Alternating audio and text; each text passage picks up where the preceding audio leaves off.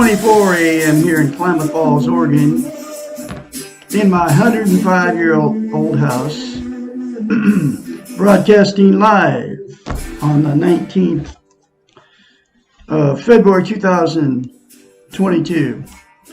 It's my first year anniversary teaching self-esteem on YouTube, okay? And I'm teaching self-esteem out of this book right here.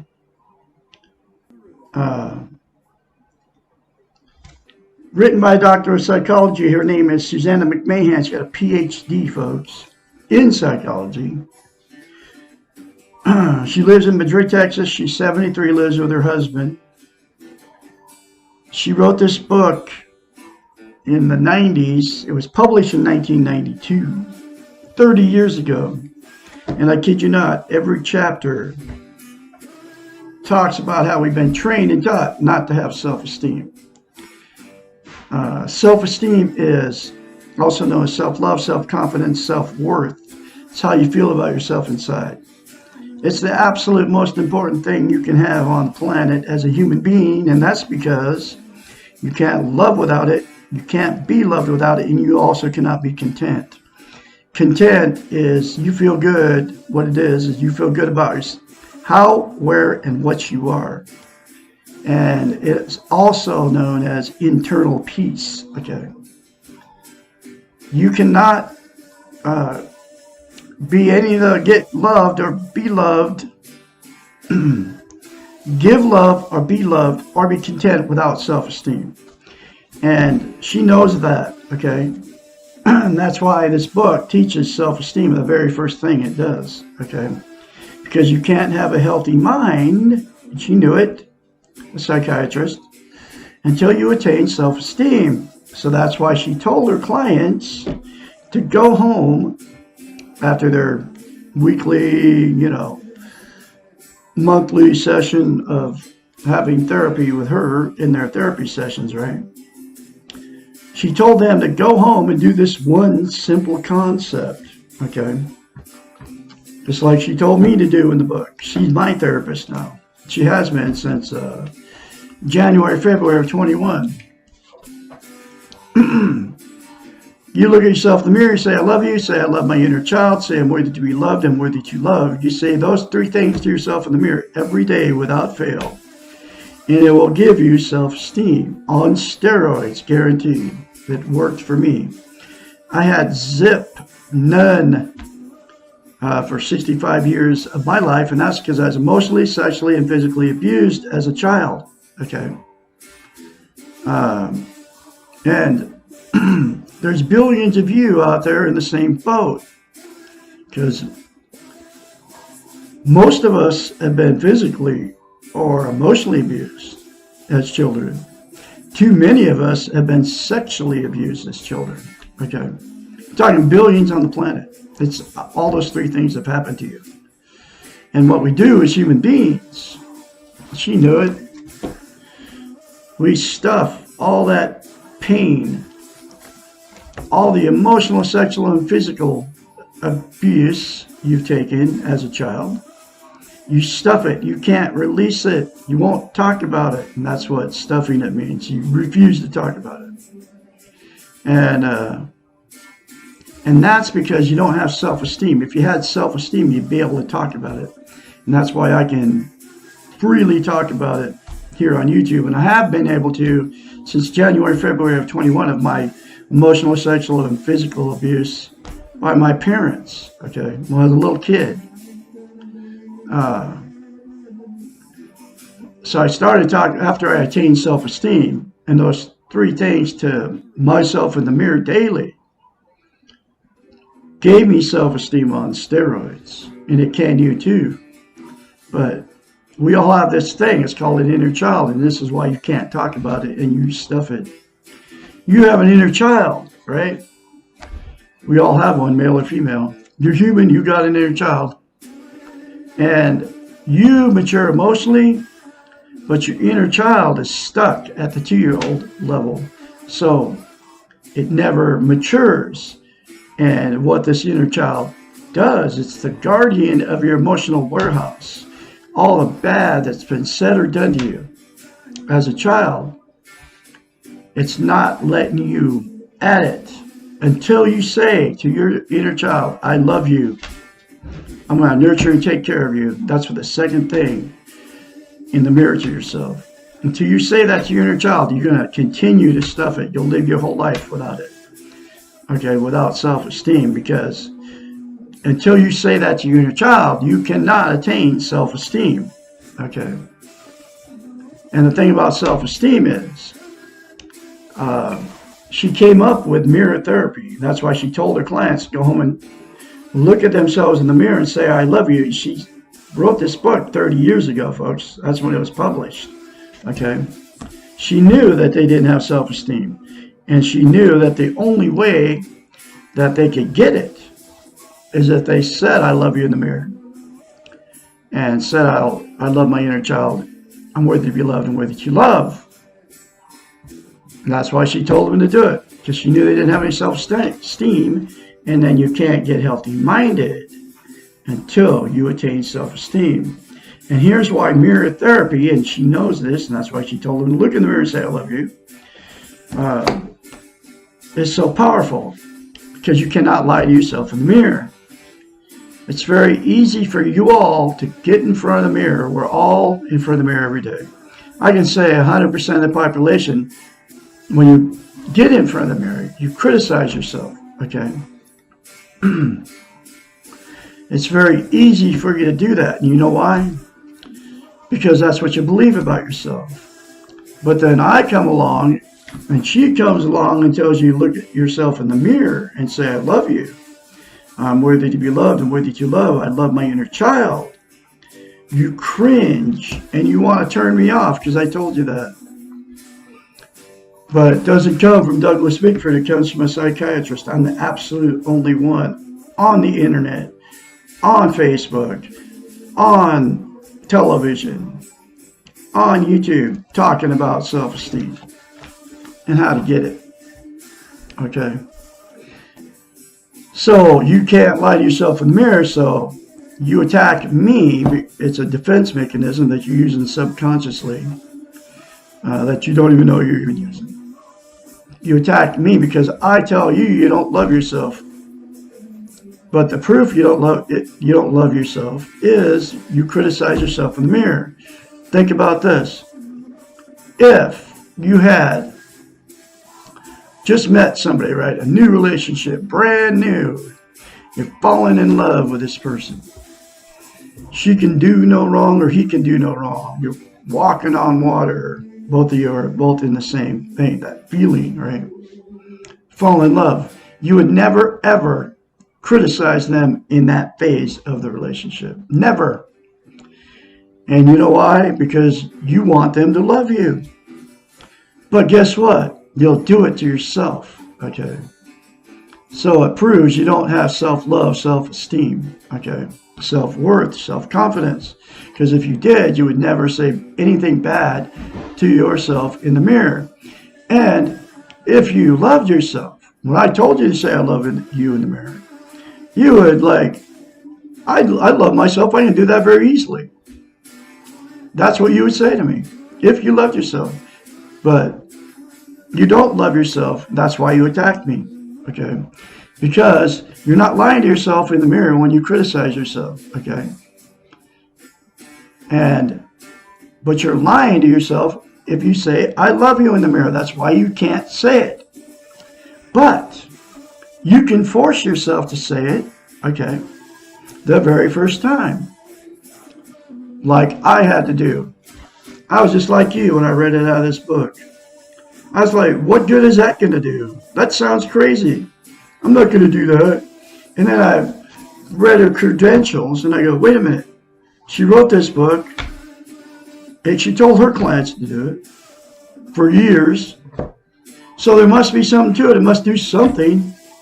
So I forced myself to do it the very first time, just like you'll have to do. And guess what? It'll give you self-esteem on steroids, and you don't know what you're missing by not having self-esteem. Okay? And those three things to yourself in the mirror will give you self-esteem on steroids. I kid you not. That's why she told her clients to do it, because she knew it would. She's healed many broken minds from this book. You can all get this book. It's in a link in the video description of every video I put up. Very cheap, between $5 and $15. Get it on Amazon. Come right to your front door. Okay? You can all get it. Read this book. This is my fifth time going through this book. So I am on YouTube teaching self-esteem because, number one, it changed my life. And the other reason I'm doing it is because, number one, nobody's teaching self-esteem. I don't care. Television, all the social media, Facebook. There's groups on Facebook that say self-esteem, but it has nothing to do with self-esteem. I just read one today. Some guy, whoever probably made the group, talking about how to get women, right? Self-esteem has nothing to do with getting women, okay? In fact, once you get self-esteem, you won't even look for a woman. Or you won't look for a man because you'll be happy with yourself, okay? But anyway, oh, man. Oh, okay, so nobody's teaching it on anywhere, like I said. Nobody's telling you how to get it, and I told you the 3 things to yourself in the mirror will give it to you. And nobody's telling you how simple it is, and it is that simple to attain self-esteem if you do it and you keep doing it. And nobody's telling you how important it is. Can't love without it, can't be loved without it, and you cannot be content without it. Okay. So what happens without self-esteem? I've been married 4 times because of no self-esteem, and divorced 4 times because of no self-esteem. You'll get in toxic relationships because you get exactly what you are. So what you'll get is somebody that won't love you, that can't love you. You can't love them, they can't love you because they don't have self-esteem, and that's what you're going to get. Whether you marry them or it's just another relationship. And what people do, either your relationship jump your whole life, like I have been doing, because you get in these toxic relationships and you can't stand to get the fighting and arguing, so you break up with them. You divorce them if you married them, or you just split up because of fights and arguments, right? Or you'll stay stuck in a toxic relationship for years, okay? And take the abuse because you don't want to be a failure. You're afraid to leave them, you know. And the only way to cure it is to get self-esteem, and those 3 things to yourself in the mirror will give it to you. And then once you have self-esteem, then you'll attract somebody that has self-esteem. They will love you, okay? Because then you can love them and they can love you. They can receive love and so can you. So then you'll be able to have a healthy relationship, okay? But you can't ever have it without self-esteem. And the other thing is be content. You can't be content. You can't be, which is inner peace, and then, like I said, feel good about how, what, and where you are. Okay. So people use 9, there's actually 10 things that people use to try to be content, and they're all called externals. They're outside of yourself. Okay. Drugs, alcohol, sex, food, gambling, TV, religion, material possessions, people, and money. 10 things, right? To try to be content. You start with drugs, right? And you can include caffeine and nicotine. Caffeine is a stimulant. Nicotine is like an opiate, calms you down. Caffeine revs you up. It's like speed, right? That's why you have to have a couple cups of coffee before you get motivated, right? Marijuana, heroin, all the illegal street drugs, psilocybin mushrooms, STP, PCP, all that, right? Then you can include all the prescription drugs that your doctors are doling out to billions of people on the planet unnecessarily. There's only 3 reasons to take pharmaceutical medication. One is if you're genetically depressed, which means you're born with depression. Something's wrong in your brain, so you need a chemical to fix it so you don't be depressed. Mental illness, you have to have some kind of medication to fix your mental illness. Or you have physical pain and you need a painkiller to keep you from being in pain all the time. Those are the only 3 reasons, folks.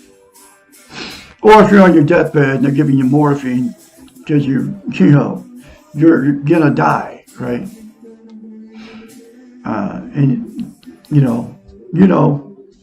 that's the only reasons, okay, to take drugs, these pharmaceuticals that they're coming out with, right? So,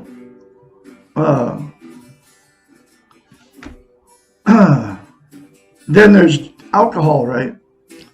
Beer, wine, hard liquor, wherever you get your alcohol from. It's totally, there's nothing good in alcohol for you. You're drinking it for one reason, that's to make yourself feel better. And it's always a temporary fix, okay? You feel good for the moment, and then the feeling goes away, and then you drink more alcohol, right? Same thing with drugs. All the drugs, it's a temporary fix, and you have to do more drugs, and then you get addicted to it. You become an alcoholic, and you become a drug addict because you keep taking this stuff over and over again to make yourself feel good, and that's the only reason you're using all this stuff. Unless, with drugs, it's the 3 things. You're using it for the 3 things that I mentioned, right? Alcohol, there's no reason to put that stuff in your body, okay? You're only using it to make yourself feel better. I don't care if you're drinking 2 glasses of wine a day, or 2 shots of tequila, or whiskey, or whatever a day, or 2 beers. If you don't have a problem with it, put it down and quit doing it. There's nothing. In fact, it's bad for you. Alcohol destroys the inside of your body. Plus, it kills brain cells, just like the drugs do, right? Sex, exact same thing. You have sex, you feel good while you're having it, then it all goes away. Have to have more sex to feel good. It's always the feel good. It's always temporary. Food, exact same thing. You eat when you're hungry. And then people, what they do is they overeat because it feels good to eat, and then they get overweight because they overate. And then they feel worse about themselves, okay? Television, exact same thing. You turn on a boob tube, man, you feel good while you're behind it. As soon as you turn it off, the feel good goes away, so you have to have more TV, and that's why people become couch potatoes. You get addicted to all these things. Gambling. You go to the casino, you gamble. It makes you feel good while you're gambling. But that's like a vicious cycle. You lose your money and then you feel bad because you lost your money. But it felt good to gamble if you happen to win, which once in a while they let you win. Feels good to win. But then a lot of people put it right back in the machine to get the good feeling again, right? And then they put it back in the machine or whatever form of gambling it is. You lose it after you won it, okay?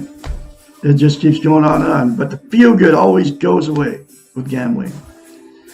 Religion, exact same thing. You feel good while you're participating with all these people that believe all that nonsense like you believe. One of them is communion. Communion is nothing more than, it never even happened that way. It was just written in there, said that Jesus said, eat my body and drink my blood, right? To remember me. It's not even true.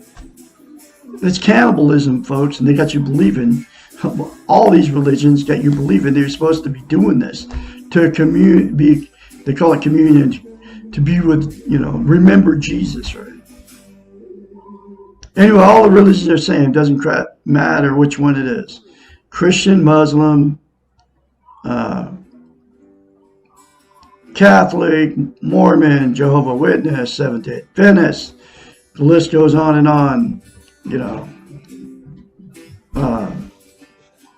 Baptist, Church of God, Orthodox Jew, they're all the same. They all, you go for one reason, make yourself feel good while you're participating with all these people to do all that stuff that you do. You feel good, give them the money and all that. As soon as you go away, it doesn't feel good anymore, so you have to go back and get more church to feel good. Okay.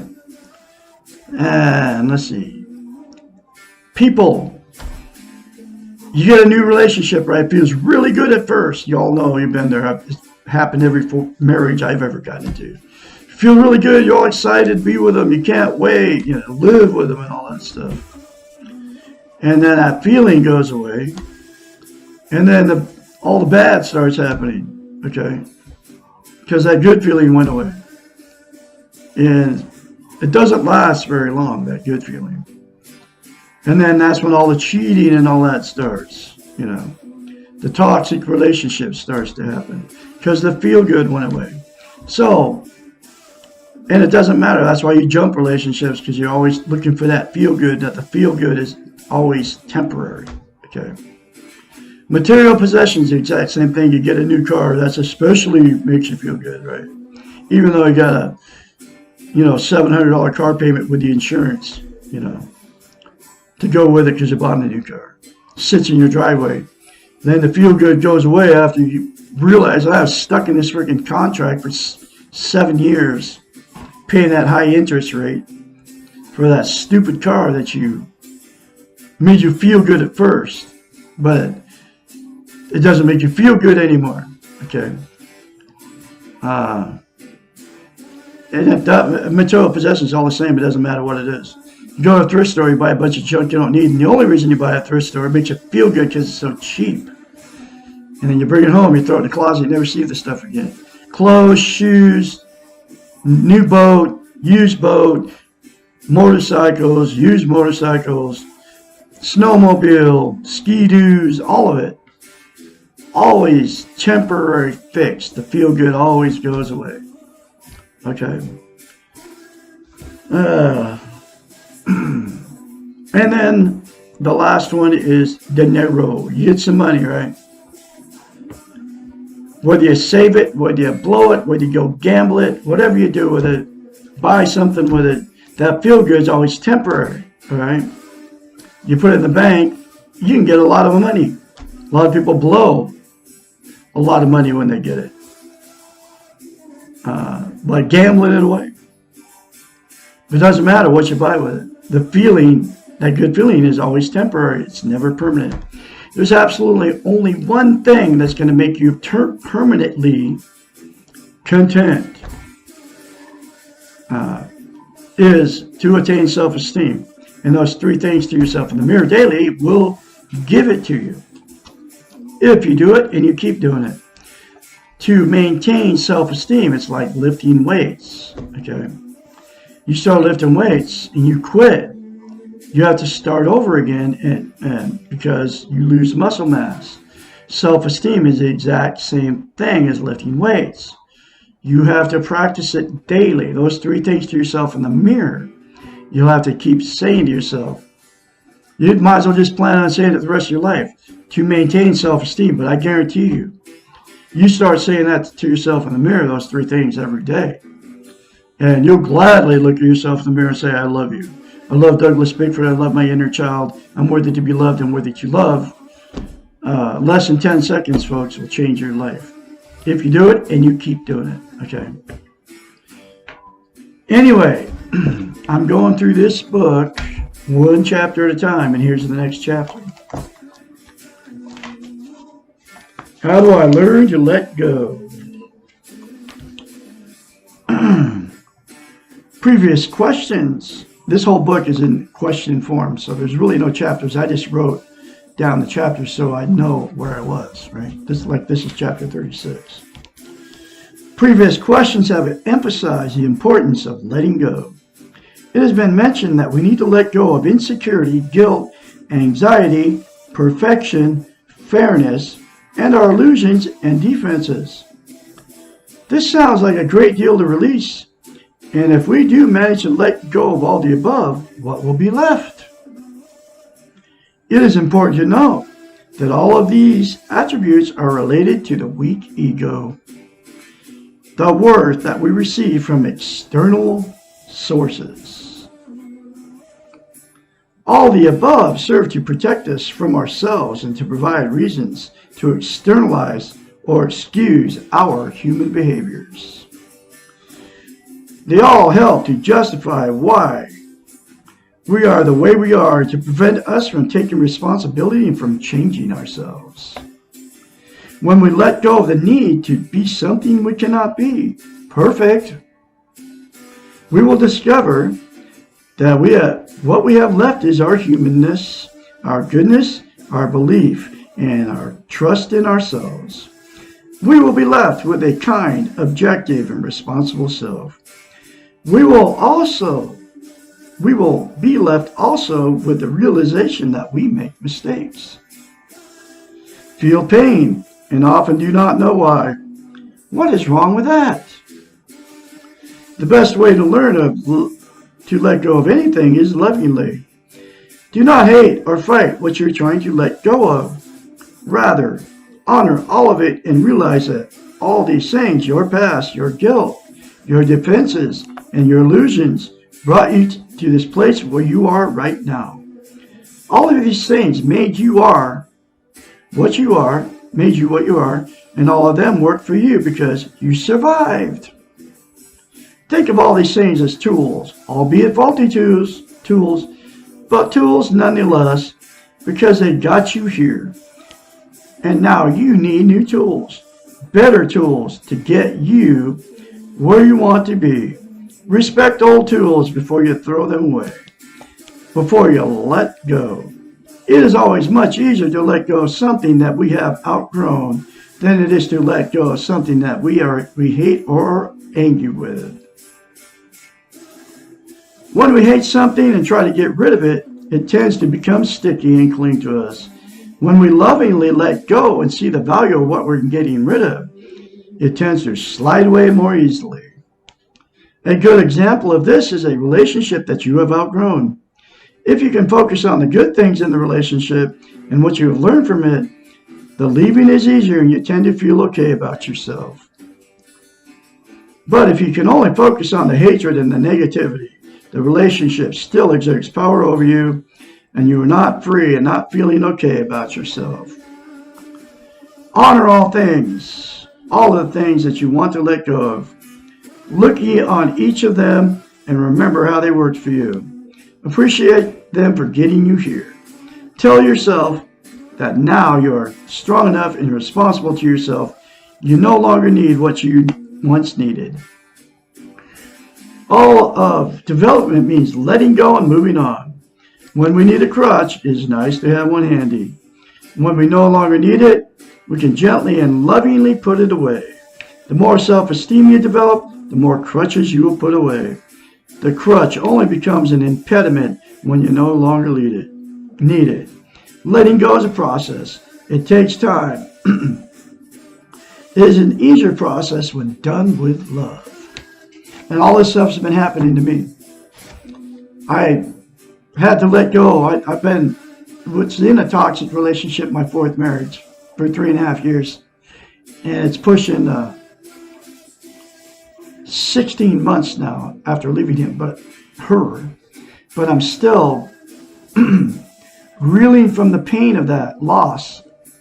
It's like yesterday I was talking to my daughter and I was kind of like was trying to get her on my side against this woman I left because she liked this woman I left. So I was going back in the past, which I can't fix any of it, and talking about something that she had done to me, okay? It's in the past. I can't live in that past. I can't fix it. So I shouldn't even have brought it up to my daughter. That's what I'm learning, okay? Because I have self-esteem now, there's no reason to go live back in it, okay? Or even talk about it because it happened for a reason and there's nothing I can do to fix it. It's the way it is, okay? So that's what I've been learning in the last over 15 months since I left her. I'd have to let go and love to her. And I do right now. And I'm going to continue to let go and love to her. She hurt me very badly, okay? But I have to face that pain, okay? And I have that.